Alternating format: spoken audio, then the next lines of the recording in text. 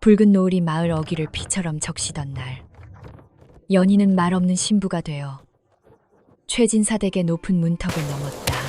화려한 연지곤지가 무색하게 그녀의 눈동자는 깊은 산속의 우물처럼 고요하고도 차갑게 가라앉아 있었다. 가마에서 내리는 연희의 고운 손은 가늘게 떨리고 있었으나 그 떨림을 잡아줄 이는 아무도 없었다. 마을 사람들은 담장 너머로 고개를 내밀며 수군거렸다. 저 가련한 아이가 몰락해가는 최진사댁의 액바지로 팔려왔다는 사실을 모르는 이는 없었다. 연희는 입술을 굳게 다물었다. 아니, 다물 수밖에 없었다. 수수년 전 아버지를 집어삼킨 그 검은 광산의 굉음과 함께 연희의 목소리도 그곳에 묻혀버렸기 때문이다. 벙어리라고 하더니 정말 입 한 번을 안 떼는구나. 앵과 내 팔자에 이런 며느리를 들여야 하다니.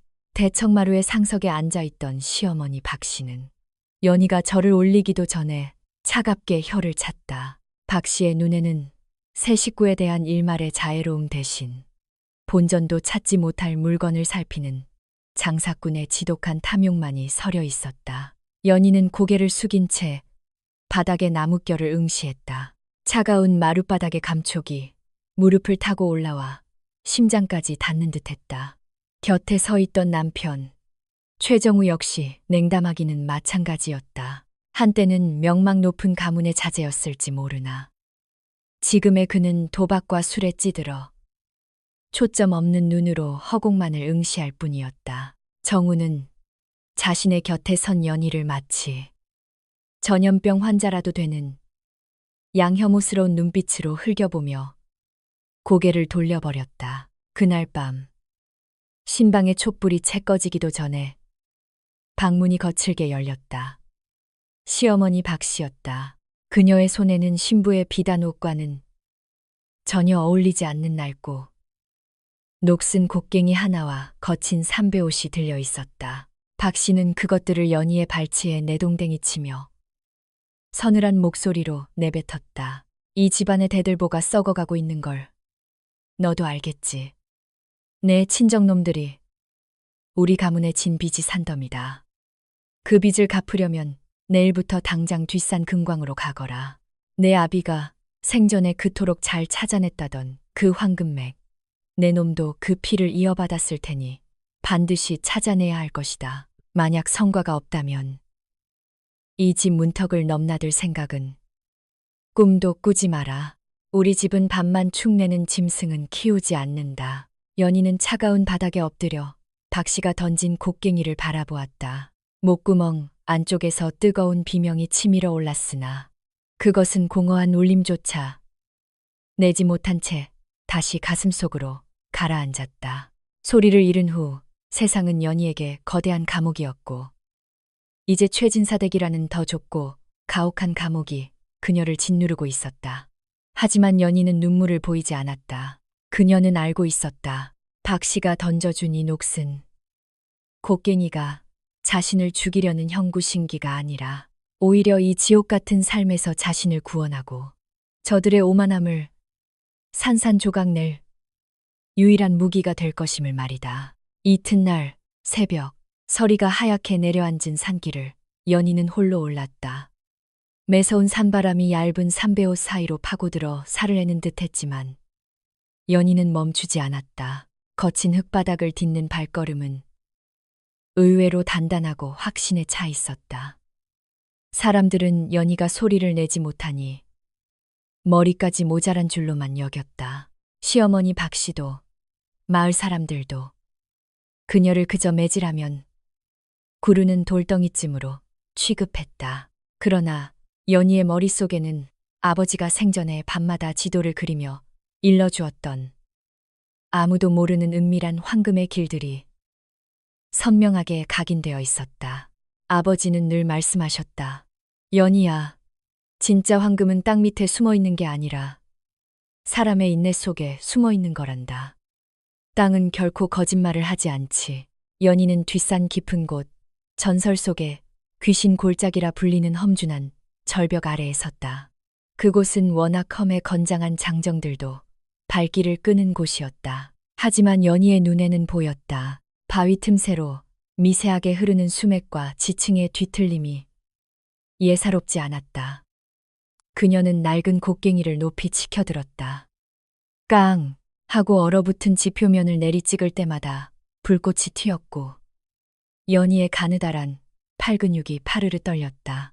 손바닥의 살가죽이 벗겨지고 붉은 피가 곡괭이 자루를 적셨지만 연희의 눈빛은 밤보다 더 깊고 예리하게 빛나고 있었다. 한참을 파고 내려갔을까. 연희의 곡괭이 끝에 묵직한 진동이 전해졌다. 그것은 그저 단단한 바위를 때리는 느낌과는 달랐다. 땅속 깊은 곳에서 잠자던 무언가가 깨어나는 듯한 기묘한 울림이었다. 연희는 거친 숨을 몰아쉬며 흙을 파헤쳤다. 손톱이 깨지고 흙먼지가 눈을 찔렀으나 멈출 수 없었다. 이윽고 흙더미 사이로 희미한 빛이 비쳤다.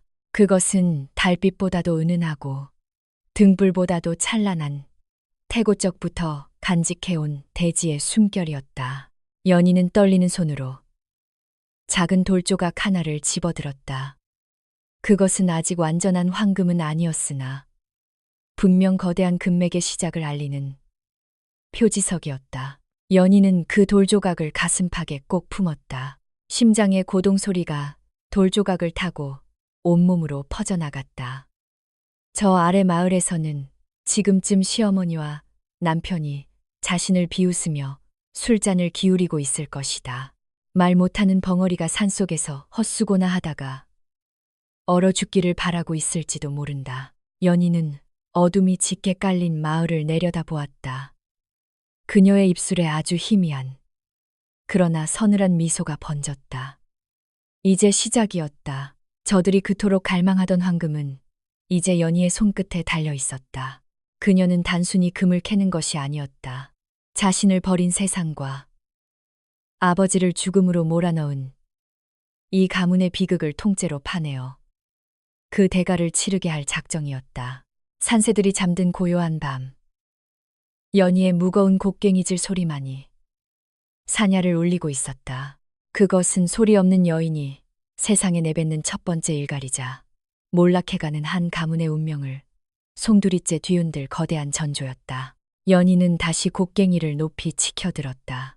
내리찍는 지점마다 억눌린 세월에 한 이서린 불꽃이 사방으로 흩날렸다. 최진사댁 뒷산은 마을 사람들 사이에서 저주받은 땅이라 불렸다. 10여 년 전 금맥을 찾으러 올라갔던 광부 셋이 하룻밤 사이에 흔적도 없이 사라진 뒤로 그곳에는 산짐승조차 발을 들이지 않는다는 흉흉한 소문이 돌았다. 하지만 연희에게는 선택권이 없었다. 새벽 닭이 울기도 전 칠흑 같은 어둠 속에서 그녀는 낡은 호롱불 하나에 의지한 채 산을 올랐다. 발이 푹푹 빠지는 진흙탕과 날카로운 가시덤불이 연희의 얇은 치맛자락을 핥히었다. 어제 시어머니 박씨가 던져준 곡괭이는 등 뒤에서 쇳덩이 특유의 차가운 무게로 그녀를 짓눌렀다. 숨이 턱끝까지 차올랐지만 연희는 멈추지 않았다. 멈추는 순간 귓가에 맴도는 시어머니의 독설과 남편의 경멸 어린 눈빛이 다시금 그녀를 덮쳐올 것만 같았기 때문이었다. 내 아비가 그토록 잘 찾았다던 그 황금맥, 반드시 찾아내야 할 것이다. 연희는 입술을 깨물었다. 사람들은 그녀의 아버지, 신만이이자 탁월한 광맥 전문가였던 김노인을 욕심에 눈이 멀어 산에서 실족사한 불행한 사내로 기억했다. 하지만 연희는 알고 있었다.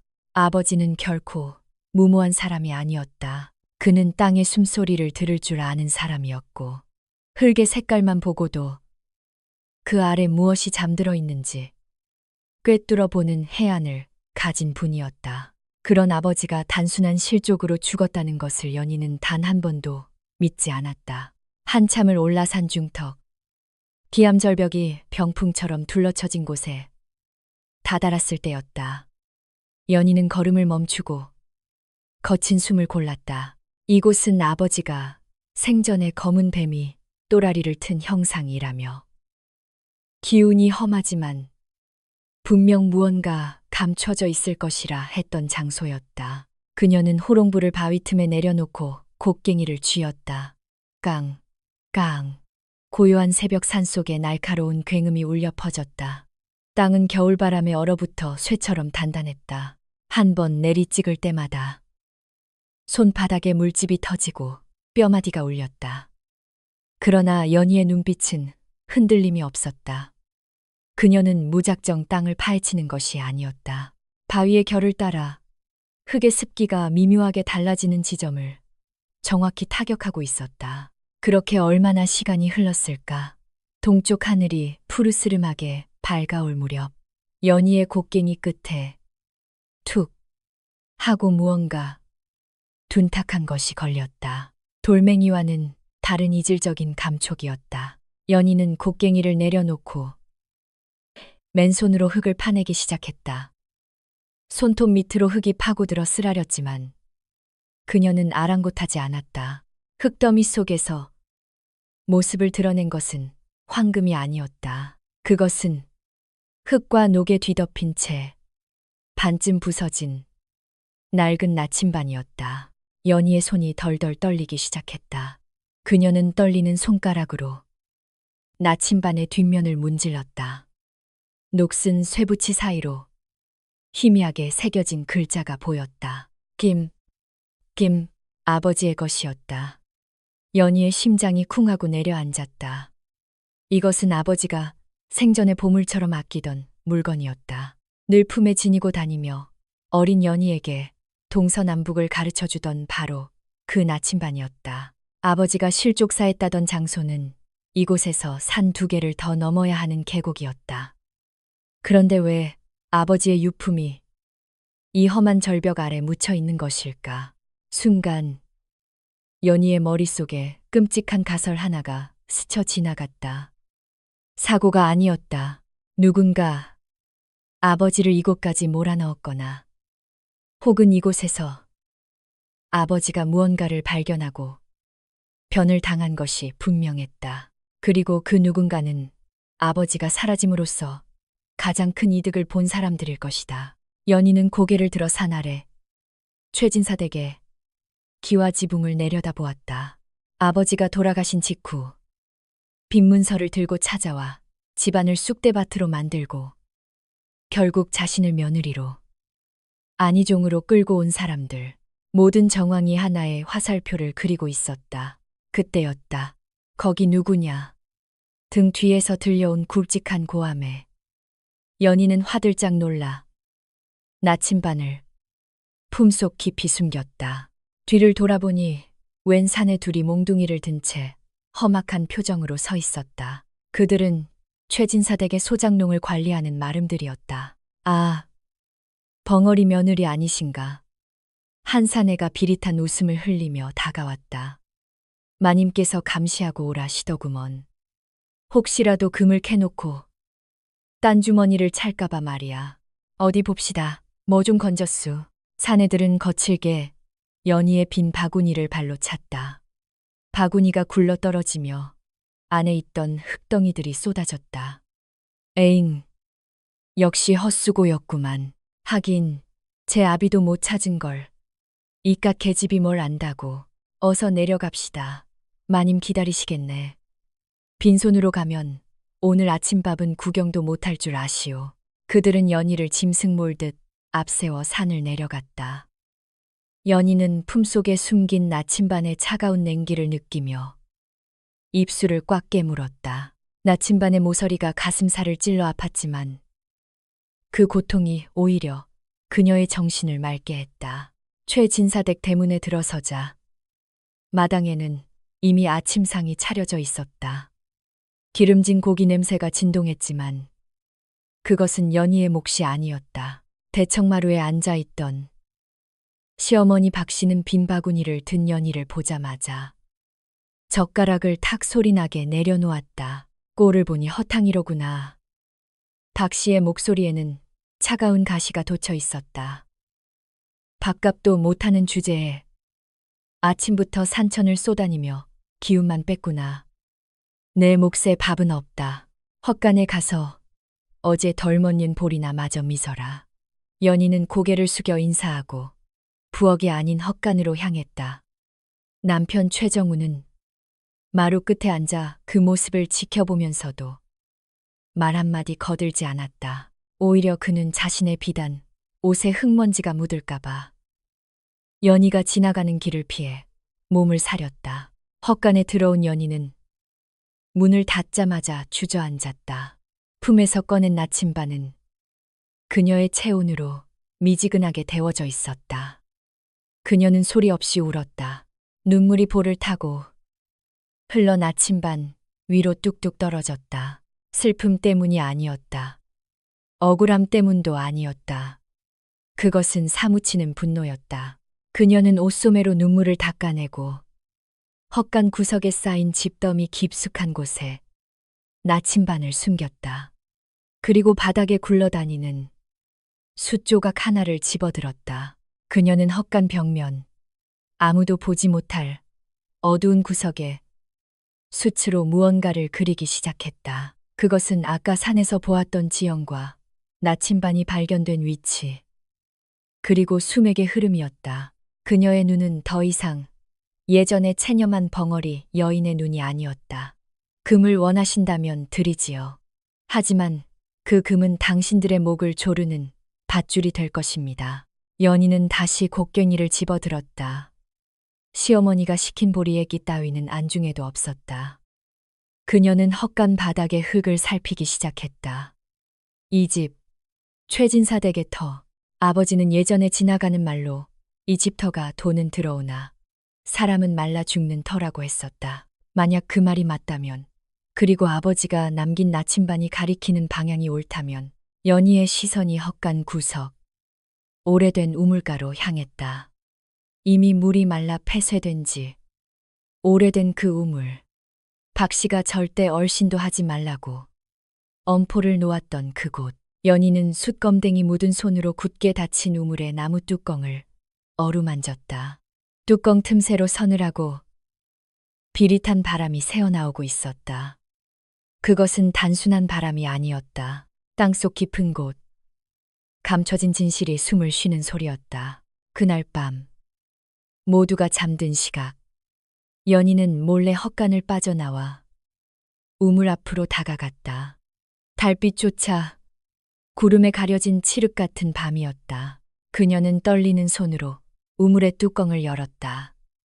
끼익, 오래된 경첩이 비명을 질렀으나 바람 소리에 묻혔다. 연희는 밧줄을 허리에 묶고 캄캄한 우물 속으로 몸을 던질 준비를 했다. 박 씨가 숨기고 있는 것, 아버지가 죽어야만 했던 이유, 그리고 이 몰락해가는 집안을 다시 일으켜 세울, 아니 파멸시킬 진짜 황금은 산이 아니라 바로 이 집 밑바닥에 있을지도 모른다는 직감이 그녀의 온몸을 휘감았다. 연희의 발이 허공을 디뎠다. 어둠이 그녀를 집어삼켰다. 우물 안은 생각보다 깊고 서늘했다. 연희는 허리에 묶은 동아줄 하나에 의지한 채 미끄러운 이끼 낀 돌벽을 타고 천천히 아래로 내려갔다. 발바닥에 닿는 어둠의 감촉이 소름 끼쳤지만 그녀는 입술을 깨물며 두려움을 삼켰다. 위에서 내려다볼 때는 그저 말라버린 폐우물처럼 보였으나 내려갈수록 코끝을 찌르는 냄새는 썩은 물 냄새가 아니었다. 그것은 쇠비린내, 그리고 아주 미약하게 섞인 유황 냄새였다. 땅이 숨을 쉬고 있다는 증거였다. 바닥에 발이 닿자 연희는 품속에서 미리 준비한 부싯돌을 꺼내 작은 불씨를 피웠다. 화르륵, 미약한 불빛이 춤을 추자 우물 바닥에 풍경이 드러났다. 물기는 거의 없었고 바닥 한쪽 귀퉁이가 무너져 내려 거대한 바위 틈이 입을 벌리고 있었다. 연희는 그 틈새로 손을 뻗었다. 차가운 바람이 손끝을 스치고 지나갔다. 바람이다. 막힌 땅속이 아니었다. 이 틈새는 분명 뒷산의 어느 갱도 혹은 자연동굴과 연결되어 있었다. 연희는 바위 틈 주변을 유심히 살폈다. 그리고 그곳에서 인간의 흔적을 발견했다. 누군가 급하게 곡괭이로 파내려 가다 멈춘 자국. 그리고 바닥에 떨어져 있는 녹슨 정댕 하나. 그것은 최진사댁의 문장이 새겨진 정이었다. 연희의 눈동자가 흔들렸다. 시어머니 박 씨는 알고 있었던 것이다. 이 집터 아래에 무언가 있다는 것을. 하지만 그들은 맥을 짚을 줄 몰랐고 무작정 파대다가 실패하자 이 우물을 폐쇄하고 입을 닫아버린 것이 분명했다.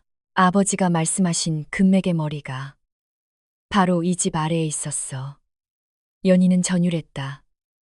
뒷산은 그저 꼬리에 불과했다. 진짜 몸통은 바로 이 탐욕스러운 최진사댁의 앞마당 아래 웅크리고 있었다. 등잔 밑이 어둡다더니 이들은 보물을 깔고 앉아서 가난을 한탄하고 있었던 셈이다. 연희는 묘한 희열을 느끼며 다시 밧줄을 잡고 위로 올라갔다. 새벽이 밝아오고 있었다. 연희는 젖은 옷을 대충 말리고 아무 일도 없었던 것처럼 부엌으로 들어갔다. 아침 준비는 전쟁과도 같았다. 쌀독은 바닥을 보이고 있었지만 박 씨와 남편 최정우의 밥상에는 윤기가 흐르는 이천 쌀밥을 올려야 했고 국에는 귀한 소고기를 넣어야 했다. 반면 연희의 밥그릇에는 어제 먹다 남은 식은 보리밥 덩어리와 짠무 몇 조각이 전부였다. 아이고, 냄새야. 이게 무슨 냄새니? 부엌 문이 벌컥 열리며 날카로운 목소리가 날아들었다. 시누이인 최명이었다. 그녀는 코를 움켜쥐며 연희에게 다가왔다. 명희는 몰락한 양반가의 딸이라는 자존심만 살아서 벙어리 올케를 짐승보다 못하게 여기는 위인이었다. 너 씻기는 한 거니? 어디서 똥통에 빠졌다. 나온 것 같은 냄새를 풍기고 있어. 연희는 우물 속에 들어갔다. 온 탓에 몸에서 흙내와 곰팡이 냄새가 났다. 명희는 그런 연희를 벌레 보듯 훑어보더니 밥상 위에 놓인 국그릇을 툭 쳤다. 쨍그랑 뜨거운 국그릇이 바닥에 떨어지며 산산조각이 났다. 국물이 연희의 치맛자락을 적셨다. 어머, 내 정신 좀 봐. 손이 미끄러졌네. 명희는 사과는커녕 입가에 비웃음을 띠며 말했다. 치우거라. 아, 그리고 국은 다시 끓여야겠네. 오라버니 드실 건데 더러운 게 묻었으면 안 되잖아. 연희는 묵묵히 허리를 굽혀 깨진 사기 조각을 줍기 시작했다. 손끝이 베어 붉은 피가 배어 나왔지만 그녀는 신음소리 하나 내지 않았다. 그녀의 침묵은 명희를 더욱 화나게 만들었다. 명희는 연희의 손등을 발로 지시겼다. 독한 년. 아프면 아프다고 소리라도 질러보란 말이야. 벙어리라고 흉내만 내지 말고. 그때 안방 문이 열리고 박 씨가 곰방대를 물고 나왔다. 아침부터 이게 무슨 소란이냐. 박 씨의 호통에 명희는 순식간에 표정을 바꾸었다. 그녀는 거짓 눈물을 글썽이며 깨진 그릇을 가리켰다. 어머니, 전연 좀 보세요. 제가 국이 좀 짜다고 한마디 했더니 성질을 부리며 그릇을 집어 던지잖아요. 오라버니 드실 귀한 국인데. 박 씨의 눈이 독사처럼 가늘어졌다. 그녀는 성큼성큼 다가와 연희의 뺨을 후려갈겼다. 짝! 날카로운 파열음과 함께 연희의 고개가 돌아갔다. 입안이 터져 비릿한 피 맛이 났다. 감히 어디서 행패냐. 네 친정에서 그렇게 가르치더냐. 빚 대신 팔려온 주제에 감히 하늘 같은 시누이에게 대들어. 박 씨는 연희의 머리채를 휘어잡았다. 내년이 정신을 못 차렸구나. 오늘 아침은 굶어라. 그리고 저 깨진 그릇 조각 내가 다 핥아서 치워라. 쌀 한 톨도 아까운 시국에 국을 엎어. 연희는 바닥에 쓰러진 채 차가운 부엌 바닥의 냉기를 온몸으로 받아냈다. 억울함이 목끝까지 차올랐다. 소리를 지르고 싶었다. 내가 한 게 아니라고. 저 계집이 일부러 그런 것이라고. 하지만 그녀는 입을 열 수 없었다. 아니, 열지 않았다. 지금 이 순간 자신의 감정을 드러내는 것은 아무런 도움이 되지 않았다. 연희는 천천히 몸을 일으켰다. 그리고 깨진 사기 조각과 엎어진 국물을 걸레로 묵묵히 닦아냈다. 박씨와 명희는 그런 연희를 보며 혀를 차고는 안방으로 들어가 버렸다. 재수 없는 년. 아침부터 밥맛 떨어지게 부엌에는 다시 정적만이 남았다. 연희는 퉁퉁 부어오른 뺨을 만지며 구석에 놓인 자신의 밥그릇을 바라보았다. 식어 빠진 보리밥 위로 그녀의 눈물이 뚝 떨어졌다. 하지만 연희는 그 밥을 버리지 않았다. 그녀는 눈물 젖은 밥을 한 숟가락 크게 떠서 입 안으로 밀어 넣었다. 모래알처럼 까끌까끌한 밥알이 목구멍을 긁으며 넘어갔다. 먹어야 했다. 살아야 했다. 억울해서 죽고 싶은 것이 아니라 억울해서라도 살아야 했다. 그래, 마음껏 비웃어라. 연희는 씹어삼키는 밥알과 함께 맹세했다. 지금 내가 먹는 이 눈물 젖은 밥, 언젠가 너희들이 피눈물을 흘리며 뱉어내게 만들 것이다. 그녀는 품속에 숨겨둔 우물 바닥의 돌조각을 옷 위로 움켜쥐었다. 차가운 돌의 감촉이 뜨거운 뺨을 식혀주었다. 박씨가 그토록 찾아 헤매던 황금맥의 입구, 그 열쇠를 준 것은 바로 이 천대받는 벙어리 며느리였다. 연희는 마지막 밥알까지 남김없이 긁어먹었다. 그리고 다시 곡괭이를 챙겨 들었다. 그녀의 눈빛은 아까보다 더 깊고 서늘하게 가라앉아 있었다. 어머니, 다녀오겠습니다. 소리 없는 인사를 남기고 연희는 다시 산으로 향했다. 하지만 이번 발걸음은 어제와 달랐다.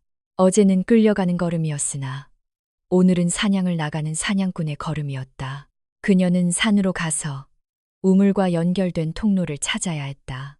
그리고 그 통로를 통해 아무도 모르게 황금을 자신의 것으로 만들 계획을 세우기 시작했다. 산바람이 칼날처럼 살을 베어내는 새벽이었다. 연희는 어제와 마찬가지로 낡은 곡괭이를 어깨에 메고 산을 올랐다. 달라진 것이 있다면 그녀의 품속에 아버지의 나침반이 있다는 것. 그리고 그녀의 목적지가 더 이상 시어머니가 지정해준 헛된 구덩이가 아니라는 점이었다. 연희는 사람들이 다니는 등산로를 벗어나 가시덤불이 우거진 험한 비탈길로 들어섰다. 며칠 전 내린 눈이 녹지 않아 발목까지 빠졌지만 그녀는 거침이 없었다. 어제 우물 속에서 보았던 그 바위 틈, 그곳으로 통하는 지상의 입구가 분명히 근처에 있을 터였다. 나침반의 바늘이 미친 듯이 회전하다가 북서쪽을 가리키며 멈췄다. 그곳은 깎아지른 듯한 절벽 아래 썩은 나무들이 뒤엉켜 있어 아무도 거들떠보지 않는 음지였다. 여기다. 연희의 직감이 뇌리에 꽂혔다. 아버지는 생전에 이런 지형을 와룡음수, 와룡사라 불렀다. 용이 누워 물을 마시는 형국. 겉보기엔 흉지처럼 보이나 땅속 깊은 곳에는 엄청난 기운이 흐르는 곳이다. 연희는 덤불을 헤치고 절벽 아래로 기어 들어갔다. 썩은 낙엽 냄새와 함께 비릿한 유황 냄새가 훅 끼쳤다. 우물 안에서 맡았던 바로 그 냄새였다. 그녀는 떨리는 손으로 바위 틈에 낀 이끼를 걷어냈다. 그러자 거무튀튀한 암석의 속살이 드러났다. 일반적인 화강암이 아니었다. 그것은 석영시인, 줄기였다. 하얀 석영이 검은 바위를 뚫고 지나가는 모습이 마치 뱀이 기어가는 듯했다. 연희는 침을 꿀꺽 삼켰다. 석영이 있다는 것은 그 사이에 금이 끼어 있을 확률이 높다는 뜻이다. 그녀는 조심스럽게 곡괭이의 뾰족한 끝으로 석영 줄기의 맥을 따라 두드렸다. 깡, 깡, 맑고 경쾌한 소리가 울려 퍼졌다. 소리의 울림이 깊었다. 속이 꽉 차 있다는 증거였다. 연희는 힘을 주어 바위를 내리쳤다. 콰지, 단단한 암석이 쪼개지며 파편이 튀었다. 연희는 숨을 죽이고 쪼개진 단면을 들여다보았다. 순간 그녀의 심장이 웃는 듯했다. 석영의 하얀 살결 사이사이에 마치 밤하늘에 은하수처럼 박혀 있는 노란 점들, 햇빛을 받아 영롱하게 반짝이는 그것은 의심할 여지 없는 순도 높은 사금 덩어리였다. 아니, 단순한 사금이 아니었다. 이것은 거대한 금맥꽃미, 말 그대로 눈이었다. 연희는 입을 막았다. 비명이 터져 나올 것만 같았다. 아버지가 평생을 찾아 헤매던, 그리고 최진사댁이 가산을 탕진하며 찾으려 했던 전설의 대물다. 이 바로 내 눈앞에 있었다. 손을 뻗어 만져보았다. 차가운 돌 속에서 느껴지는 뜨거운 황금의 기운. 이것 하나면 최진사댁의 빚을 다 갚고도 남아 대궐 같은 기와집을 열 채는 더 살 수 있을 양이었다. 하지만 연희의 눈에 서린 것은 환희가 아니었다. 그것은 서늘한 공포와 뒤이어 찾아온 차가운 이성이었다. 지금 이걸 가져가면 어떻게 될까? 시어머니 박씨의 표정이 떠올랐다. 그녀는 아마 뛸 듯이 기뻐하며 연희를 칭찬할 것이다. 역시 내 며느리다라며 고기 반찬을 내어줄지도 모른다. 하지만 그뿐일 것이다. 그들은 연희가 찾은 금을 뺏어 들고 그녀를 다시 이 차가운 산속으로 내몰 것이다. 더 많은 금을 가져오라며 채찍질할 것이고, 금이 다 떨어지면 쓸모없어진 사냥개처럼 토사구팽, 판냥개쳐 달할 것이 뻔했다. 아버지가 그랬듯이 그들이 아버지의 재능을 이용만 하고 죽음으로 몰아넣었듯이 나 또한 똑같은 최후를 맞이하게 될 것이다. 연희의 눈빛이 차갑게 가라앉았다. 그녀는 주머니에 넣으려던 금조각을 다시 내려놓았다. 아니, 지금은 아니야. 이 금은 저 탐욕스러운 자들의 배를 불리는데 쓰여선 안 된다. 이 금은 나의 목숨값이어야 하고 아버지의 핏값이어야 하며 나를 짐승 취급한 저들에게 내리는 천벌이어야 한다. 연희는 주변의 진흙과 썩은 낙엽을 한 움큼 쥐었다. 그리고 찬란하게 빛나는 금맥 위를 덮어버렸다. 꼼꼼하게, 아주 지저분하게, 마치 짐승의 배설물처럼 보이도록 위장했다. 그것만으로는 부족했다. 그녀는 곡괭이로 주변의 잡석들을 깨뜨려 금맥이 있는 곳이 마치 무너져 내린 폐광처럼 보이게 만들었다. 완벽했다. 누가 와서 보더라도 이곳은 그저 쓸모없는 돌무더기였다. 연희는 숨겨둔 금맥의 위치를 머릿속에, 그리고 가슴속에 뼈아프게 새겼다. 좌표는 늙은 소나무 아래, 세 번째 바위 틈. 이제 연희가 가져가야 할 것은 황금이 아니었다. 그녀는 바닥에 굴러다니는 금 성분이라곤 눈을 씻고 찾아봐도 없는 시커먼 황철석 바보의 덩어리 하나를 주워들었다. 겉보기엔 번쩍거리지만 실제로는 아무 가치도 없는 돌. 이거면 충분해. 연희는 일부러 자신의 얼굴과 옷에 진흙을 잔뜩 묻혔다. 손톱 밑에 때가 끼도록 흙을 파내고 머리도 헝클어뜨렸다. 산속에서 고생만 직사하게 하고 아무 소득 없이 내려가는 멍청하고 불쌍한 벙어리 며느리의 몰골을 완벽하게 연출해야 했다. 산을 내려오는 길, 연희의 발걸음은 그 어느 때보다 무거워 보였으나 그 속마음은 깃털처럼 가벼웠다. 그녀는 이제 갑자이었다. 금의 주인이 된 것이다. 대문 앞은 소란스러웠다. 빚쟁이들이 또 들이닥친 모양이었다.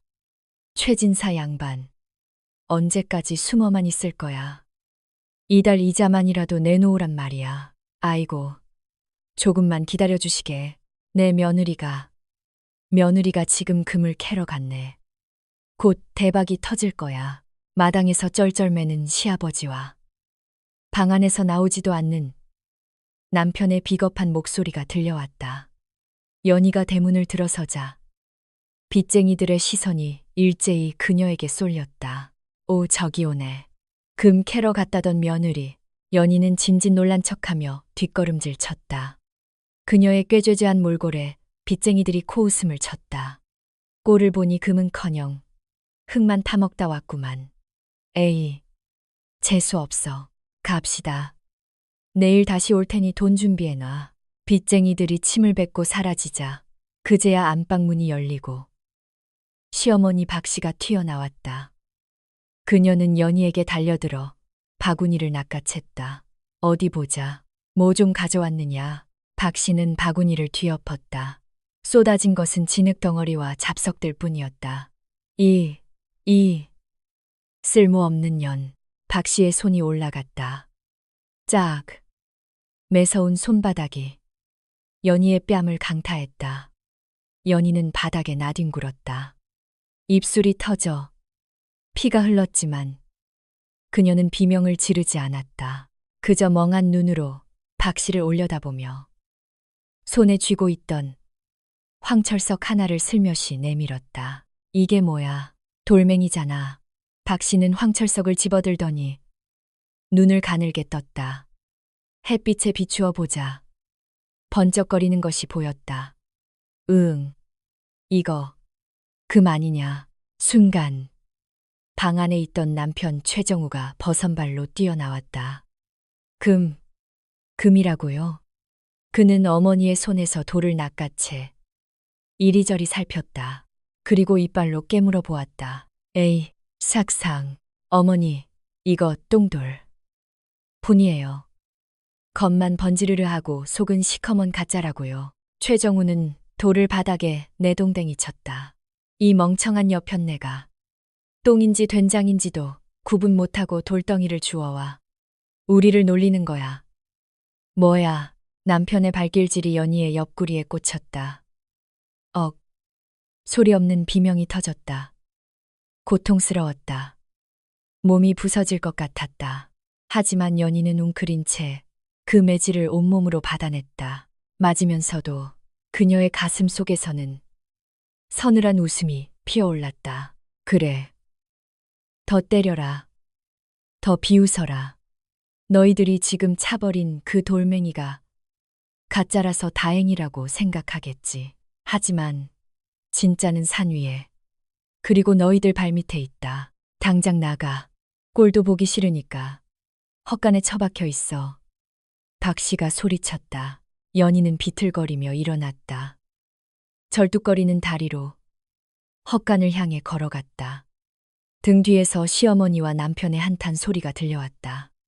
아이고 내 팔자야. 저런 공 같은 며느리를 들여서.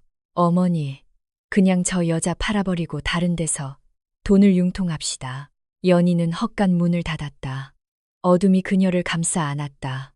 그녀는 터진 입술을 닦아내고 집더미 속에 숨겨둔 나침반을 꺼냈다. 그리고 아까 산에서 주워온 아무도 모르게 품속 깊이 숨겨두었던 진짜 금 조각 하나를 꺼냈다. 손톱만 한 크기였지만 그 빛깔은 황철석과는 비교도 안 되게 깊고 묵직했다. 어둠 속에서 연희의 눈동자가 금보다 더 번뜩였다. 이 작은 조각은 시작에 불과했다. 그녀는 이제 방법을 알았다. 저들이 똥돌이라고 비웃는 동안 그녀는 진짜 금을 조금씩, 아주 조금씩 모을 것이다. 그리고 그 금으로 힘을 키워 이 집안의 주인이 누구인지 똑똑히 보여줄 것이다. 연희는 소리 없이 입모양으로만 말했다. 기다려라. 내 복수는 금보다 무겁고 바위보다 단단할 테니. 헛간 밖에서는 찬바람이 불고 있었지만 연희의 가슴속 용광로는 이제 막 끓어오르기 시작했다. 연희가 헛간의 차가운 바닥에서 몸을 추스른 지 며칠 지나지 않아 최진사댁에 귀한 손님이 찾아왔다.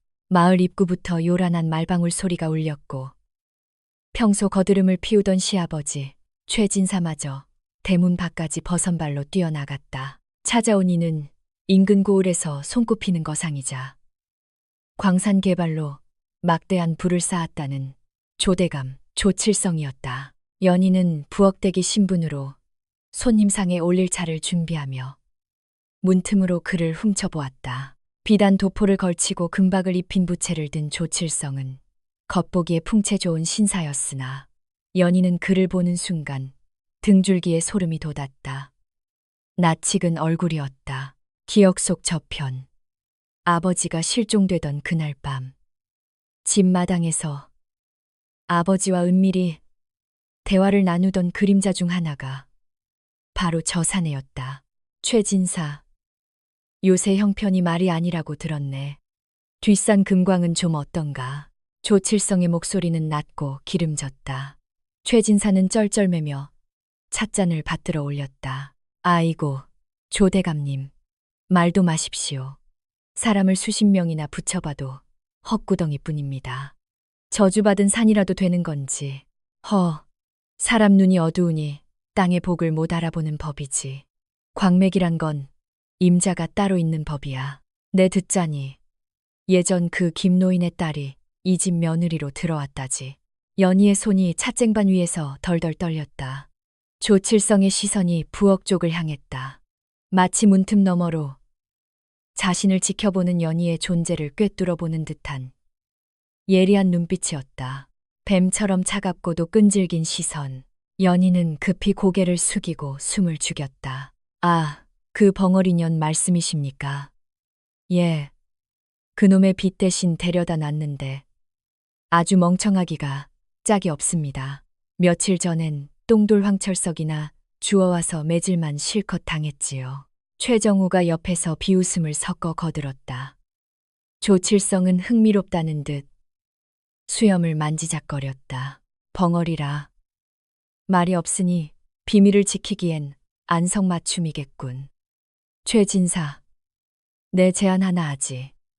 그 며느리를 나에게 넘기게. 내가 그간 자네가 진 빚을 절반은 탕감해주고 뒷산, 광권, 광쥐 또 비싼 값에 사주겠네. 박씨와 최진사의 눈이 번쩍 뜨였다. 연희에게는 날벼락 같은 소리였다. 조칠성이 자신을 원하는 이유는 단 하나였다. 아버지의 기술이 딸인 자신에게도 전수되었을까 봐 확인하려는 것. 혹은 아버지가 남긴 진짜 지도의 행방을 묻기 위해서일 터였다. 그날 오후 조칠성이 돌아간 뒤 집안은 연희를 팔아넘길 궁리로 들끓었다. 어머니, 저 벙어리 년 그냥 조대감한테 보냅시다. 밥만 축내고 금도 못 캐는데 빚이라도 까주면 남는 장사 아닙니까? 최정우의 말에 박씨는 곰방대를 빨며 눈을 가늘게 떴다. 조대감 그 구렁이 같은 영감이 왜 하필 전현일까 싶지만 뭐 우리야 손해볼 것 없지. 다만 전현이 정말로 뭘 알고 있는 건 아닌지 그게 걸리는구나.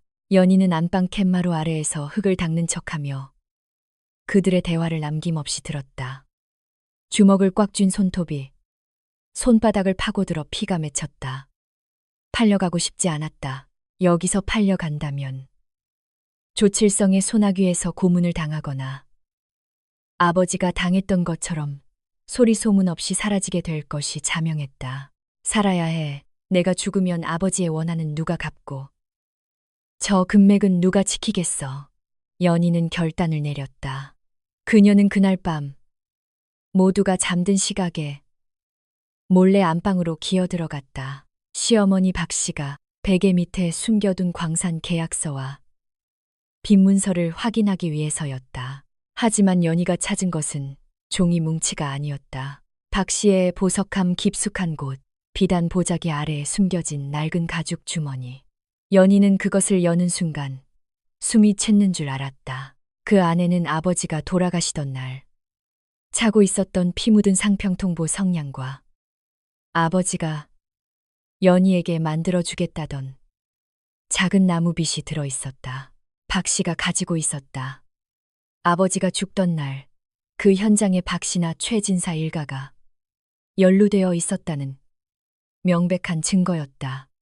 연희의 온몸이 분노로 부르르 떨렸다. 조칠성이 범인이라 생각했지만 공범은 바로 이 집구석 사람들이었다. 그때였다. 햇마루에서 삐걱거리는 발소리가 들렸다.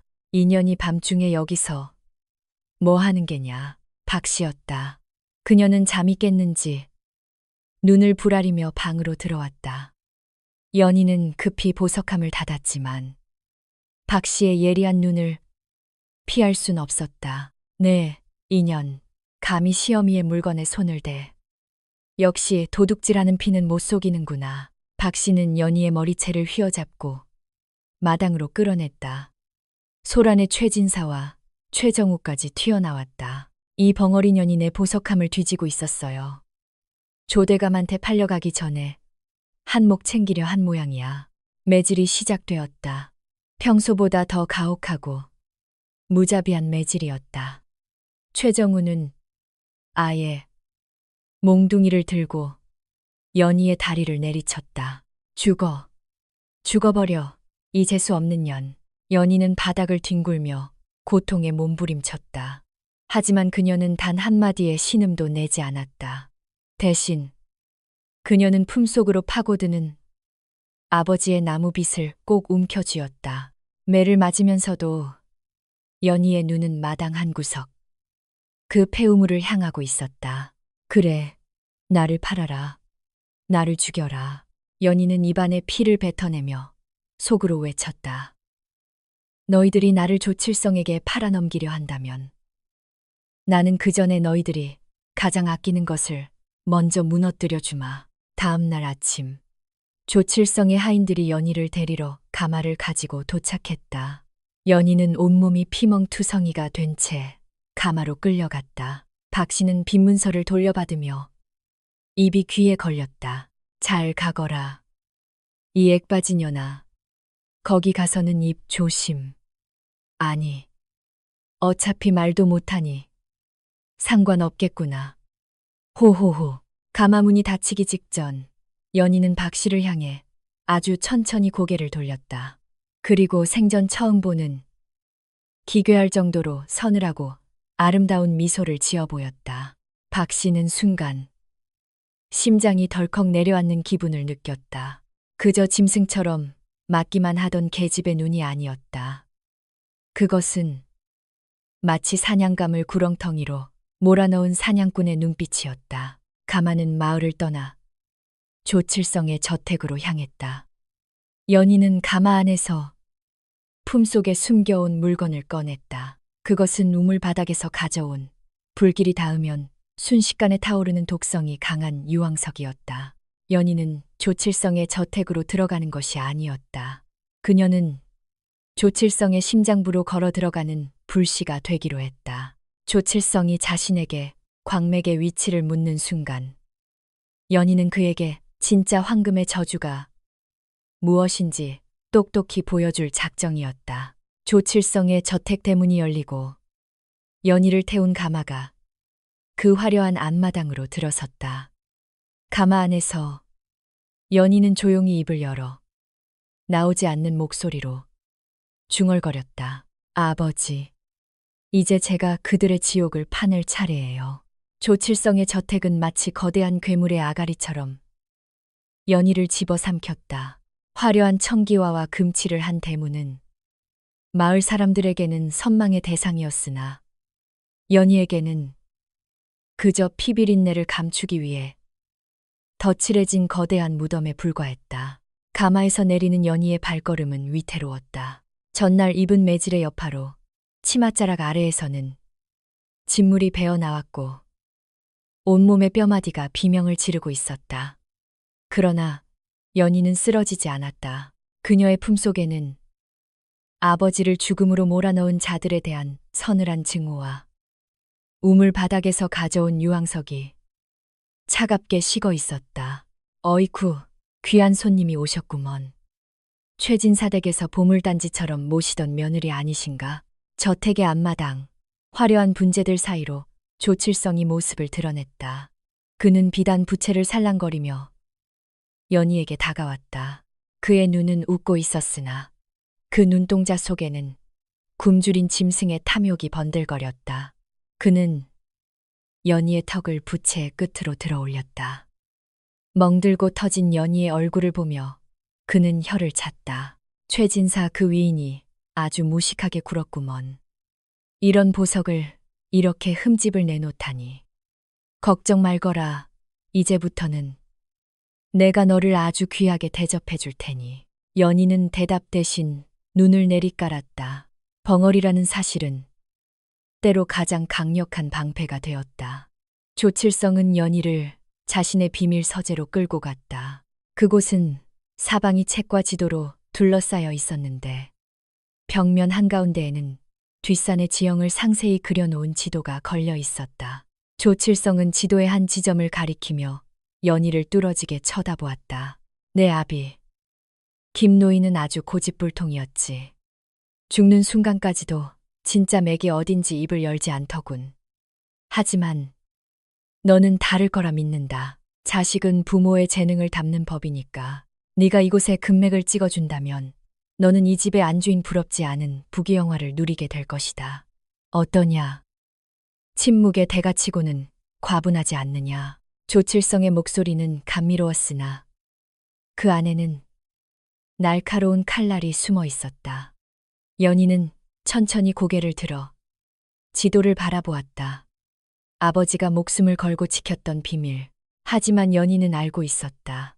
조칠성이 가리키는 곳은 아버지가 생전에 죽음의 케미라 불렀던 집안이 약해 건드리는 순간 무너져 내리는 폐광이었다. 아버지는 조칠성을 그곳으로 유인하려다 들통이 나서 변을 당했던 것이다. 연희는 떨리는 손을 뻗어 지도 위에 한 점을 짚었다. 조칠성이 가리킨 곳에서 멀지 않은 그러나 전혀 다른 수맥이 흐르는 절벽 아래였다. 조칠성의 눈이 가늘어졌다. 정말 이곳이냐? 내 아비가 숨겨두었던 진짜 혈자리가. 연희는 천천히 고개를 끄덕였다. 그리고는 품속에서 작은 돌조각 하나를 꺼내 조칠성에게 건넸다. 그것은 산에서 가져온 진짜 금맥의 파편이었다. 금조각을 본 조칠성의 눈에 광기가 서렸다. 그는 탐욕스럽게 금을 핥아보더니 미친 듯이 웃기 시작했다. 하하, 역시 내 눈이 틀리지 않았어. 김노인의 핏줄이라더니 과연 그렇구나. 그는 연희를 귀한 손님 방으로 안내하라고 하인들에게 명했다. 하지만 그것은 대접이 아니라 감시였다. 방 밖에는 건장한 장정들이 배치되었고 창문조차 함부로 열 수 없었다. 연희는 방에 홀로 남겨지자마자 참았던 숨을 몰아쉬었다. 몸의 통증보다 더한 것은 조칠성의 곁에 있다는 것만으로도 느껴지는 구역질이었다. 연희는 조용히 자리에서 일어나 방 안을 살폈다. 조칠성은 연희를 완벽하게 가두었다고 생각했겠지만 그는 연희가 가진 기록의 힘을 간과했다. 연희는 소리를 내지 못하는 대신 모든 것을 눈으로 담고 가슴에 새기는 습관이 있었다. 조칠성의 저택구조, 하인들의 동선, 그리고 그가 숨겨둔 비밀 장부의 위치까지. 연희는 이미 그 모든 것을 파악하고 있었다. 밤이 깊어지자 조칠성은 연희를 다시 불렀다. 이번에는 화려한 술상이 차려져 있었다. 그는 연희에게 직접 술을 따라주며 은근한 목소리로 속삭였다. 내일 새벽 내가 안내한 곳으로 인부들을 보낼 것이다. 만약 내 말이 사실이라면 너는 내 곁에서 평생을 황금에 파묻혀 살게 될 것이야.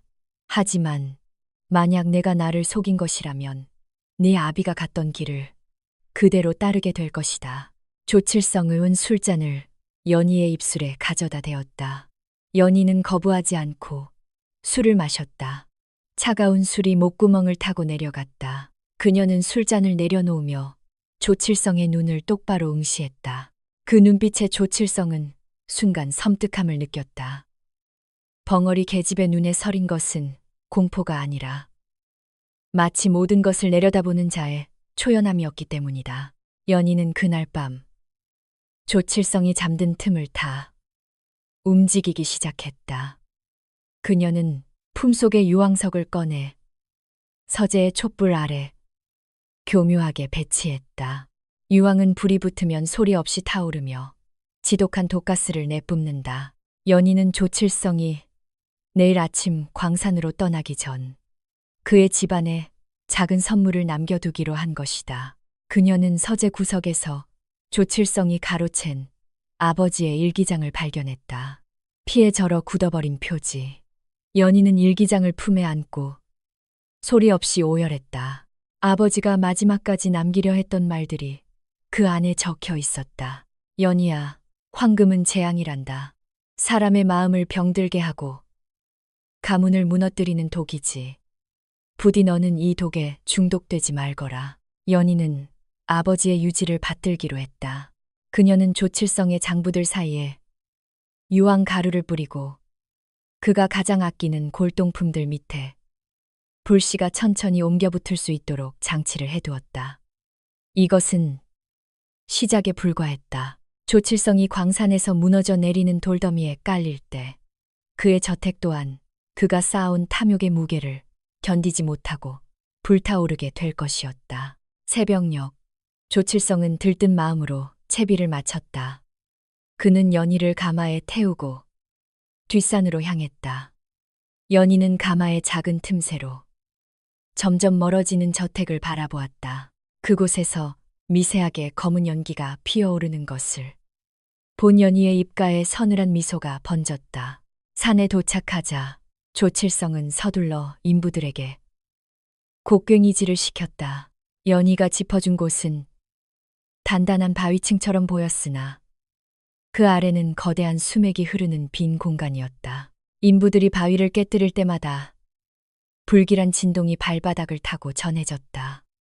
조칠성은 그것이 황금이 쏟아져 나오려는 신호라 믿으며 광기 어린 눈으로 구덩이를 들여다보았다.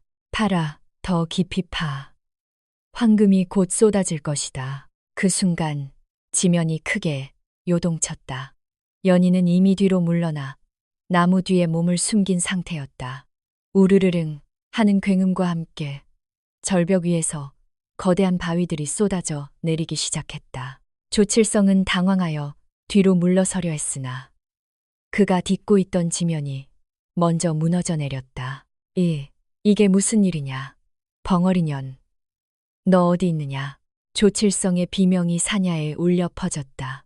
하지만 연희는 대답하지 않았다. 그녀는 무너져 내리는 흙더미 속에서 허우적거리는 조칠성을 차가운 눈으로 지켜볼 뿐이었다. 조칠성의 손에 들려있던 아버지의 나침반이 땅속으로 깊이 박혔다. 그는 자신이 그토록 갈망하던 황금의 땅속으로 자신이 죽인 김 노인과 같은 방식으로 매장당하고 있었다. 연희는 몸을 돌려 산 아래로 향했다. 산 너머에서는 조칠성의 저택이 거대한 불길에 휩싸여 타오르고 있었다. 마을 사람들이 불을 끄기 위해 달려가는 소리가 들려왔으나 이미 늦었다는 것을 연희는 알고 있었다. 조칠성의 부귀영화는 하룻밤의 꿈처럼 재가 되어 흩어지고 있었다. 연희는 품속의 아버지 일기장을 꼭 쥐었다. 이제 남은 것은 하나였다. 자신을 팔아넘기고 아버지의 유품을 숨겨왔던 최진사댁. 그들도 조칠성과 다르지 않은 최후를 맞이하게 될 것이다.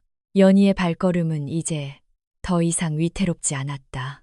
그녀는 소리 없는 복수자가 되어 몰락해가는 최진사댁의 대문을 향해 묵묵히 걸어갔다. 그녀의 뒤로 산은 거대한 먼지를 내뿜으며 조칠성의 탐욕을 영원히 매장했다. 연희는 산을 내려오며 입술을 달싹였다. 소리는 나오지 않았지만 그것은 분명한 승리의 선언이었다. 아버지, 이제 하나 남았습니다. 멀리 산 너머에서 피어오르는 검은 연기는 마치 하늘에 그려진 거대한 상은 같았다. 조칠성의 저택이 불길에 휩싸여 무너져 내리는 동안 연희는 찢긴 치맛자락을 휘날리며 마을길을 걸었다. 온몸은 상처투성이었고 입안에선 비릿한 피맛이 맴돌았지만 그녀의 눈빛만은 서리빨처럼 날카롭게 살아있었다. 마을 사람들은 넋을 잃고 산을 바라보다가 피칠갑이 된 채 돌아오는 연희를 보고는 마치 유령이라도 본 듯 길을 터주었다. 그녀의 목적지는 단 하나, 최진사댁이었다. 대문 앞에 다다르자 담장 너머로 요란한 웃음소리와 고기 굽는 냄새가 새어나왔다. 조칠성에게 연희를 팔아넘기고 받은 빈 문서와 두둑한 황금 주머니가 그들의 양심을 마비시킨 모양이었다. 연희는 떨리는 손으로 대문을 밀쳤다. 기분 나쁜 금소금과 함께 문이 열리자 마당에서 술판을 벌이던 최진사와 최정우, 그리고 박 씨의 시선이 일제히 쏟아졌다. 어머나, 세상에. 저게 누구야? 박 씨가 들고 있던 술잔을 떨어뜨리며 비명을 질렀다. 최정우는 먹던 고기를 입에 문 채 멍하니 연희를 바라보았다. 그들의 눈에는 반가움 대신 경악과 공포가 서려 있었다. 조칠성에게 팔려간 물건이, 그것도 처참한 몰골로 돌아왔으니 그들의 머릿속엔 오직 하나, 자신들의 안위뿐이었다. 너, 내년이 어떻게 여기? 조대감님은 어쩌고 예서 나타난 게냐? 설마 도망이라도 친 거냐? 최진사가 삿대질하며 고함을 쳤다. 연희는 대답하지 않았다. 그저 묵묵히 걸어 들어와 마당 한가운데 섰다. 그녀의 서늘한 시선이 술상 위에 놓인 고기 접시와 비단 주머니를 훑었다. 그것은 연희의 목숨값으로 산 가증스러운 축배였다. 이 벙어린 년이 미쳤나. 당장 나가지 못해. 조대감님이 아시면 우리 집안은 끝장이야. 박 씨가 달려들어 연희의 뺨을 후려치려 손을 올렸다. 하지만 이번에는 달랐다. 연희는 박 씨의 손목을 단단히 움켜쥐었다. 가느다란 팔, 어디서 그런 힘이 나오는지. 박 씨는 고통스러운 신음을 내뱉으며 주저앉았다. 연희의 눈동자가 박 씨의 눈을 꿰뚫듯 노려보았다. 소리 없는 분노가 마당의 공기를 얼어붙게 했다. 그때였다. 대문 밖에서 다급한 발소리와 함께 마을 사람들이 소리쳤다. 불이야. 조대감 댁에 큰 불이 났소. 광산도 무너져서 조대감이 땅속에 묻혔다오. 마당에 있던 최 씨 일가의 안색이 순식간에 흙빛으로 변했다. 박 씨는 부들부들 떨며 연희를 바라보았다. 뭐라고? 조대감이 죽어. 광산이 무너져. 그녀의 시선이 방 안에 둔 빈 문서와 황금 주머니로 향했다. 조칠성이 죽고 그의 저택이 불탔다면 그가 주었던 문서와 돈은 이제 아무런 법적 효력이 없거나 오히려 화근이 될 수도 있었다. 특히 조칠성이 불법적으로 광산을 개발하며 최진사와 결탁했다는 사실이 밝혀지면 이 집안 역시 무사하지 못할 터였다. 연희는 차갑게 식은 눈으로 그들을 지켜보았다. 그리고 품속에서 조칠성의 저택에서 가져온 낡은 장부 한 권을 꺼내 보였다. 그것은 조칠성이 최진사에게 뇌물을 주고 아버지를 죽음으로 몰아넣은 과정을 기록한 비밀 일지였다. 최진사의 안색이 백지장처럼 하얘졌다. 그게 내년 손에 어떻게? 당장 내놔라. 최정우가 몽둥이를 들고 달려들었지만 연희는 피하지 않았다. 대신 그녀는 장부의 한 페이지를 찢어 마당에 피워둔 화로 속에 던져버렸다. 불길이 확 타오르며 종이를 집어삼켰다. 최 씨 일가는 비명을 지르며 불 속으로 손을 뻗었지만 이미 늦은 뒤였다. 연희는 그들에게 보여주었다. 너희들이 목숨보다 아끼는 그 탐욕의 증거들이 얼마나 쉽게 재가 될 수 있는지. 그녀는 입모양으로 천천히 속삭였다. 이제 시작이야. 목소리는 나오지 않았지만 그 서늘한 기운은 최 씨 일가의 심장을 얼어붙게 하기에 충분했다. 박 씨는 바닥에 주저앉아 통곡하기 시작했다. 조칠성에게 받은 황금이 가짜라거나 혹은 관가에서 몰수하러 올지도 모른다는 공포가 그녀를 지배했다. 밤이 깊어지자 최진사 댁에는 어둠보다 짙은 정적이 깔렸다. 연희는 다시 헛간으로 돌아왔다. 헛간 구석, 자신이 숨겨두었던 아버지의 나침반과 진짜 금조각을 꺼내 손에 쥐었다. 밖에서는 최 씨 일가가 서로를 탓하며 싸우는 소리가 들려왔다. 이게 다 당신 때문이야. 왜 그년을 조대감한테 보내자고 해서 이 사달을 만들어. 내가 그랬나. 당신이 빚 탕감받는다고 좋아 죽지 않았소. 그들의 추악한 본성이 밑바닥까지 드러나고 있었다. 연희는 소리 없이 미소 지었다. 육체적인 고통은 중요하지 않았다. 그들이 스스로의 탐욕에 갉아먹혀 무너지는 모습을 지켜보는 것. 그것이 연희가 바라는 진정한 복수였다. 연희는 헛간 바닥에 흙을 고르게 폈다. 그리고 그 위에 손가락으로 글자를 적었다. 황금의 눈이 열리는 날, 이 집은 무너지리라. 그녀의 시선이 다시금 마당 구석의 폐우물로 향했다. 조칠성은 사라졌지만 이 집 아래에 잠든 진짜 금맥은 여전히 숨을 쉬고 있었다. 연희는 이제 이 금맥을 이용해 최 씨 일가를 완벽한 파멸로 이끌 마지막 덫을 놓을 준비를 마쳤다. 다음 날 새벽, 연희는 다시 곡괭이를 챙겨들고 산이 아닌 우물 속으로 향했다. 위에서 들려오는 박 씨의 히스테릭한 웃음소리를 뒤로 한 채 연희는 어둠 속으로 몸을 던졌다. 그녀의 등 뒤로 우물 뚜껑이 닫혔다. 쾅! 하는 소리가 마치 한 시대의 종말을 고하는 장례식의 관뚜껑 닫히는 소리처럼 들렸다. 우물 안의 공기는 지상보다 무겁고 축축했다. 연희는 밧줄에 몸을 맡긴 채 어둠 속으로 깊숙이 내려갔다. 지난번 확인했던 바위 틈 사이로 몸을 밀어넣자 성인 한 명이 겨우 지나갈 만한 좁은 통로가 나타났다. 이곳은 인위적으로 판 동굴이 아니었다. 오랜 세월 지하수가 흐르며 깎아낸 천연 공동이자 금맥의 줄기가 뻗어나간 통로였다. 연희는 미리 준비한 작은 등불을 켰다. 희미한 불빛이 사방을 비추자 암벽 곳곳에서 황금이 섞인 석영맥이 은은하게 빛을 발했다. 하지만 연희의 목적지는 금이 아니었다. 그녀는 나침반의 바늘을 따라 계속해서 위쪽을 향해 기어갔다. 계산이 맞다면 이 길의 끝은 최진사 댁의 심장 부인 안방 밑바닥과 닿아 있을 터였다. 얼마나 기어갔을까. 머리 위에서 둔탁한 소리가 들려오기 시작했다. 이걸로 충분하겠지. 관가에 바칠 뇌물만 마련하면 조대감 일은 덮을 수 있어. 최진사의 목소리였다. 연희는 숨을 죽이고 천장을 바라보았다. 얇은 바닥판 사이로 그들의 대화가 생생하게 들려왔다.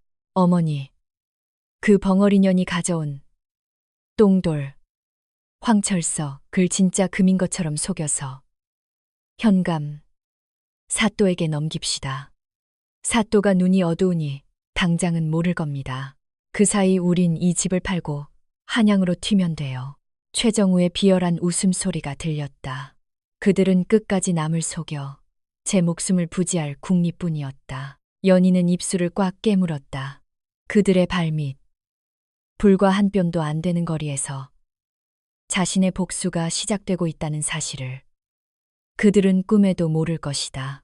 그녀는 주변을 살피다 벽면 틈새에 끼어 있는 낡은 가죽구러미 하나를 발견했다. 조심스럽게 꺼내 열어보니 그것은 아버지가 생전에 완성했던 진짜 금맥 지도의 원본이었다. 이 지도를 가진 자, 황금의 축복과 함께 저주를 받으리라.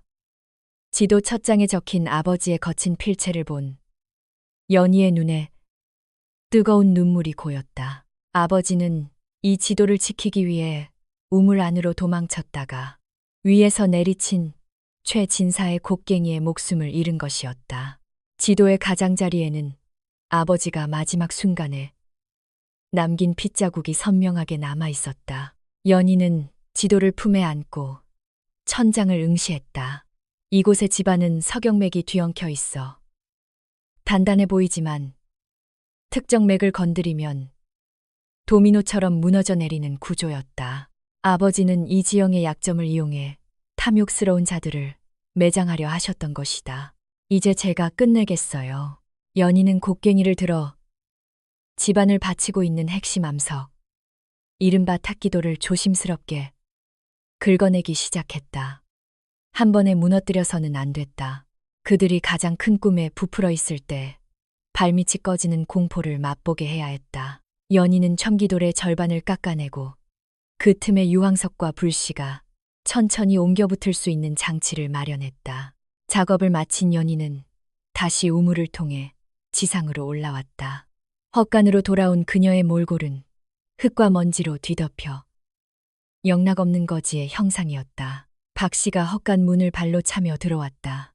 이년아, 죽었는지 살았는지 기척도 없더니 또 흙이나 파먹고 있었냐. 내일 사또댁에 보낼 선물을 준비해야 하니 너는 오늘 밤새도록 저 황철석들을 닦아놓거라. 금처럼 번쩍거리게 말이다. 박 씨는 연희의 얼굴에 흙덩이를 던지고 나갔다. 연희는 바닥에 떨어진 황철석을 집어들었다.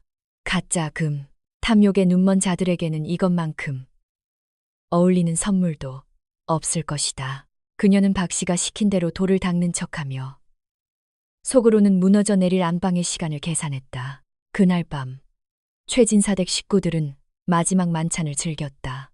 내일이면 사또를 속여 위기를 넘기고 도망칠 수 있다는 희망에 부풀어 그들은 연희가 헛간에서 굶주리고 있는 줄도 모른 채 술잔을 부딪혔다.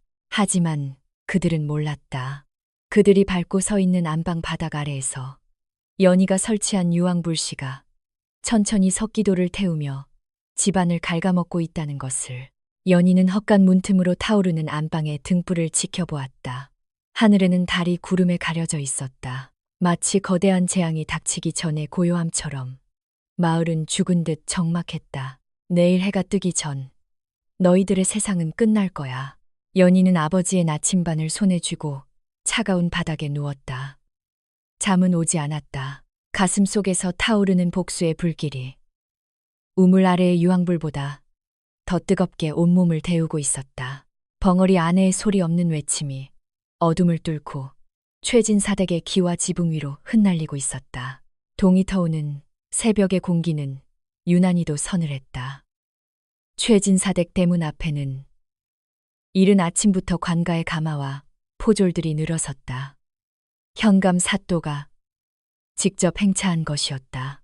조칠성의 저택이 불타고 광산이 무너진 사건으로 고을 전체가 뒤숭숭한 마당에 최진사가 막대한 양의 금을 진상하겠다고 고했으니 사또로서도 발걸음을 서두를 수밖에 없었다.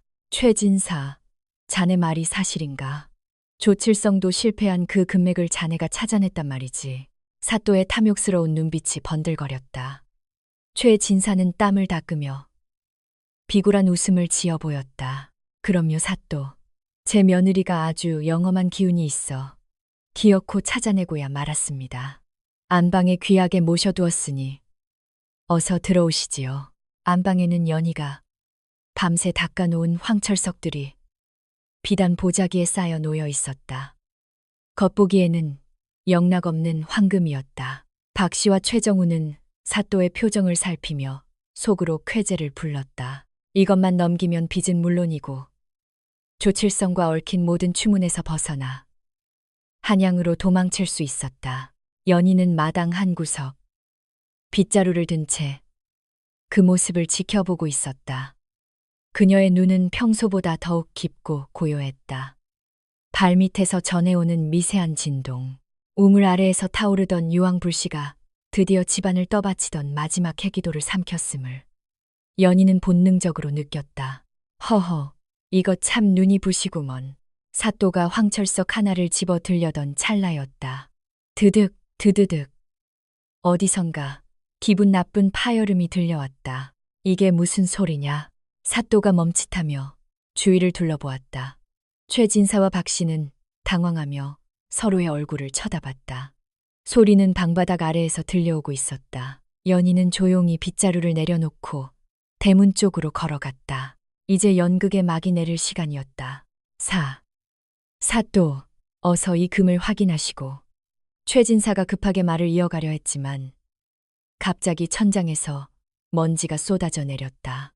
이어지는 굉음과 함께 안방 한가운데가 푹 꺼지기 시작했다. 악, 이게 뭐야? 박 씨가 비명을 지르며 뒤로 나자빠졌다. 비단 보자기 위에 놓여있던 가짜금 들이 구멍 속으로 쏟아져 내려갔다. 사또와 포졸들은 혼비백산하여 마당으로 뛰어내려왔다. 하지만 구멍은 멈추지 않고 점점 커졌다. 안방 전체가 마치 거대한 괴물의 아가리에 먹히듯 땅속으로 빨려 들어갔다. 내 금맥. 최진사는 정신이 나간 듯 무너져 내리는 구멍 속으로 손을 뻗었다. 하지만 그가 잡은 것은 황금이 아니라 썩은 흙더미뿐이었다. 그때 땅속 깊은 곳에서 지독한 유황 냄새와 함께 거무튀튀한 연기가 솟구쳤다. 이건 황금이 아니야. 황철석이잖아. 최진사, 감히 나를 속여. 구멍 속으로 쏟아진 돌들이 깨지며 시커먼 속살을 드러내자 사또의 분노가 폭발했다. 포졸들이 즉시 최진사와 최정우를 포박했다. 아닙니다, 사또.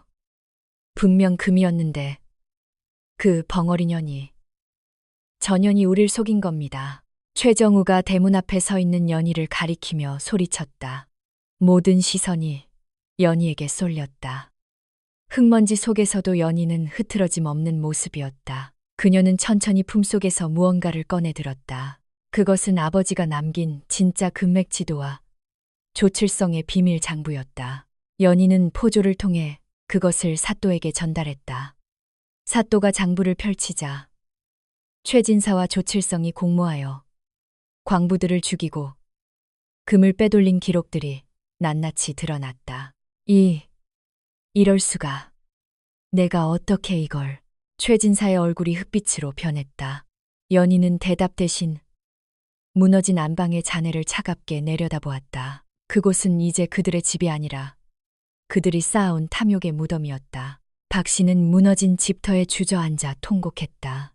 집도 돈도 아들도 모두 한순간에 사라졌다. 연희는 그런 박 씨를 향해 아주 작게 하지만 분명하게 입모양을 만들었다.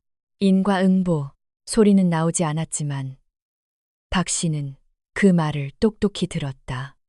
공포에 질린 박 씨의 비명이 산산조각 난 기와지붕 사이로 흩어졌다. 연희는 뒤를 돌아보지 않고 대문을 나섰다. 등 뒤에서 최 씨 일가가 관가로 끌려가는 소리가 들려왔다. 그녀의 손에는 이제 녹슨 곡괭이 대신 아버지가 물려준 나침반만이 소중하게 들려 있었다. 산 너머로 해가 완전히 솟아올랐다. 연희의 그림자가 길게 뻗어나갔다. 벙어리 며느리로서의 삶은 무너진 집과 함께 끝이 났다. 이제 그녀의 앞에는 아버지가 그토록 지키고자 했던 사람의 욕심이 닿지 않는 진짜 대지의 길이 열려 있었다. 최진사댁이 무너진 자리에는 잡초만이 무성하게 자라났다. 한때 권세와 탐욕으로 들끓던 기와집은 이제 흔적도 없이 사라졌고 마을 사람들은 그곳을 욕심의 무덤이라 부르며 근처에 가길 꺼려했다. 관가로 끌려간 최진사와 그의 아들은 조칠성과 결탁해 광부들을 죽음에 이르게 한 죄로 평생을 옥에서 썩게 되었고 악랄했던 시어머니 박 씨는 미쳐버린 채 저작거리를 떠도는 신세가 되었다는 소문이 들려왔다. 하지만 그 모든 소란의 중심에 있었던 벙어리 며느리 연희를 본 사람은 아무도 없었다. 계절이 2번 바뀌어 다시 꽃이 피는 봄이 왔다. 뒷산 깊은 곳. 아버지가 잠들어 있는 산소 옆에 작은 초가가 하나 세워졌다. 연희는 그곳에서 조용히 살아가고 있었다. 그녀의 손에는 이제 무거운 곡괭이 대신 아버지가 남긴 나침반과 작은 꽃삽이 들려 있었다. 연희는 더 이상 숨어 지내지 않았다. 그녀는 아버지가 남긴 진짜 금맥 지도를 바탕으로 마을의 가난한 광부들과 함께 작은 광산을 운영하기 시작했다. 하지만 그것은 조칠성이나 최진사가 원했던 착취의 광산이 아니었다. 필요한 만큼만 채굴하고 그 이익을 광부들의 가족과 마을의 고아들을 위해 나누는 나눔의 터전이었다. 연희 아가씨, 올해도 마을 학교에 보낼 금괴를 준비해 두었습니다. 나이 지긋한 광부 반장이 인사를 건넸다. 연희는 빙그레 미소 지으며 고개를 끄덕였다. 그녀의 표정은 예전의 그 차갑고 억눌린 모습이 아니었다. 대지의 숨결을 닮은 평온함이 그녀의 얼굴에 머물러 있었다. 어느 노을 지는 저녁, 연희는 아버지의 묘소 앞에 앉았다. 품속에서 낡은 나무빗과 나침반을 꺼내 묘비 위에 올려놓았다. 아버지가 그토록 지키고 싶어 했던 비밀. 그리고 그 비밀 때문에 겪어야 했던 고통스러운 시간들이 주마등처럼 스쳐 지나갔다. 연희는 감았던 눈을 천천히 떴다. 그리고 오랫동안 닫혀있던 목구멍 안쪽에서 무언가 뜨거운 울림이 차오르는 것을 느꼈다. 그것은 증오도 슬픔도 아니었다. 모든 것을 용서하고 비워낸 뒤에 찾아온 맑은 영혼의 울림이었다. 아, 지, 갈라진 틈 사이로 새어 나오는 듯한 거친 소리였지만 그것은 분명 연희의 목소리였다. 수년 동안 억눌려 있던 언어가 드디어 세상 밖으로 터져 나온 순간이었다. 연희는 자신의 목소리에 놀라 잠시 멈췄다가 다시 한번 힘주어 불렀다. 아버지, 이제 다 끝났어요. 돼지가 노래하고 있어요. 연희의 눈에서 맑은 눈물 한 방울이 떨어져 묘비 앞에 흙을 적셨다. 그 소리는 산새의 지저김보다 고왔고 흐르는 시냇물보다 청아했다. 목소리를 잃게 했던 충격적인 공포는 이제 정의를 구현하고 얻은 평화 속에서 치유되었다. 그녀는 자리에서 일어나 산 아래를 내려다보았다. 마을 곳곳에 등불이 하나둘 켜지고 있었다. 그 등불들은 연희가 캐낸 금으로 지은 학교와 병원, 그리고 가난한 이들의 집에서 흘러나오는 빛이었다. 연희는 깨달았다. 진짜 황금은 땅속에 묻힌 노란 돌덩이가 아니었다. 사람의 마음속에 잠들어 있는 선함과 인내, 그리고 고난을 딛고 일어서는 용기가 바로 세상에서 가장 찬란하게 빛나는 황금이라는 것을. 그녀는 아버지가 물려준 나침반을 주머니에 넣고 천천히 산길을 내려갔다. 더 이상 소리 없는 벙어리 며느리가 아닌 자신의 삶을 스스로 개척하고 타인의 눈물을 닦아주는 대지의 주인으로서의 발걸음이었다. 밤바람이 연희의 머리칼을 부드럽게 스치고 지나갔다. 사냐는 그녀의 목소리를 기억하듯 고요하게 공명하고 있었고 하늘의 별들은 그녀의 앞날을 축복하듯 황금빛으로 반짝이고 있었다.